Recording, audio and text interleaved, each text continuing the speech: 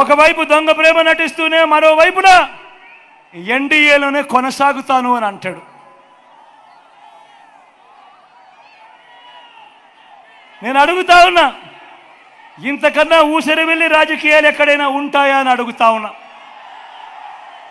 నేను ఈరోజు ధైర్యంగా చెప్తా ఉన్నా, 600 అయినా కానీ 106 అయినా కూడా 4% రిజర్వేషన్లు మైనారిటీలకు ఉండి తీరాల్సిందే అని మీ బిడ్డ ఈరోజు తలెత్తుకొని చెప్తా ఉన్నాడు. ఇది మీ జగన్ మాట, ఇది మీ వైఎస్ఆర్ బిడ్డ మాట. దీనికోసం ఎందాకైనా కూడా పోరాడుతా. మరి బాబు, మరి చంద్రబాబు ఇలా మోడీ సభలో చెప్పగలడా?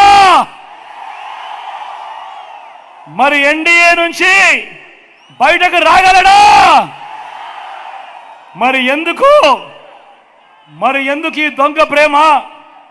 ఒకవైపు ఎన్డీఏలోనే కొనసాగుతూ మరోవైపున వాళ్ళు 4% రిజర్వేషన్లకు వ్యతిరేకంగా ఉన్నా కూడా వాళ్ళతోనే జతకట్టి ఎందుకు ఎన్డీఏలో ఉన్నావు అని అడుగుతా ఉన్నాడు మీ బిడ్డ.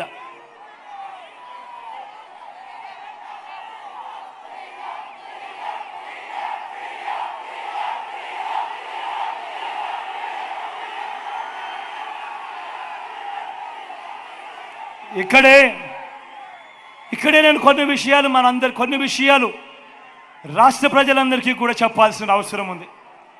ఈరోజు 4% రిజర్వేషన్లు మైనారిటీ సోదరులకు ఏదైతే ఇచ్చామో అది కేవలం మతం ప్రాతిపదికగా ఇచ్చిన రిజర్వేషన్లు కావు. ముస్లింలలో కూడా ఉన్నత వర్గాలకు రిజర్వేషన్లు వర్తించడం లేదు, పఠాన్లకు వర్తించడం లేదు, సయ్యదులకు వర్తించడం లేదు, మొఘళ్లకు కూడా వర్తించడం లేదు. ఇవి కేవలం వెనుకబాటు ప్రాతిపదికగా మాత్రమే ఇచ్చినవి. నేను ఇవాళ అడుగుతా ఉన్నా, ఇదే బీజేపీని అడుగుతా ఉన్నా, ఇదే వ్యతిరేకిస్తా ఉన్న వాళ్ళందరినీ కూడా అడుగుతా ఉన్నా.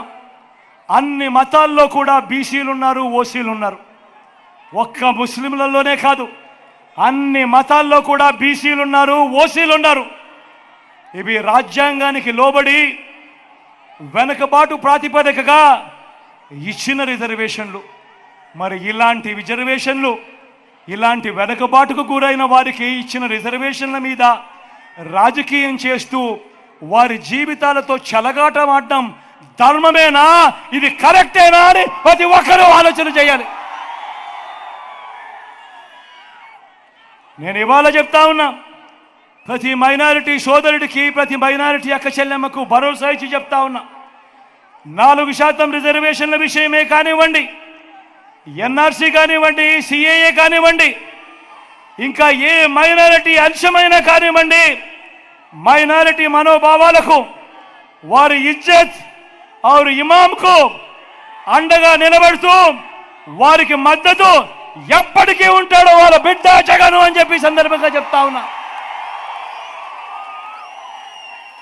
మైనారిటీల పట్ల ప్రేమ చూపుతూ ఒక్క డిబిటీ స్కీములే కాదు, ఇళ్ల నిర్మాణం, షాదీ తోఫా వంటివి మాత్రమే కాదు, ఉర్దూను 2వ అధికార భాషగా ప్రకటించడం మొదలు 4 మైనారిటీలను ఎమ్మెల్సీగా, 4 మైనారిటీలను ఎమ్మెల్యేలుగా గెలిపించుకోవటమే కాకుండా 5 ఏళ్ళు నా మైనారిటీ సోదరిని ఒకరిని డిప్యూటీ సీఎం గాను, నా మైనారిటీ సోదరిని శాసనసభ మండలి వైస్ చైర్మన్ గాను, మైనారిటీ సప్లాన్ బిల్లును తేవడం మొదలు ఇలా ప్రతి సందర్భంలోనూ వారికి సముచిత స్థానం ఇచ్చి వారిని పక్కనే పెట్టుకున్న ప్రభుత్వంగా ఈరోజు గర్వంగా చెప్తా ఉన్నా.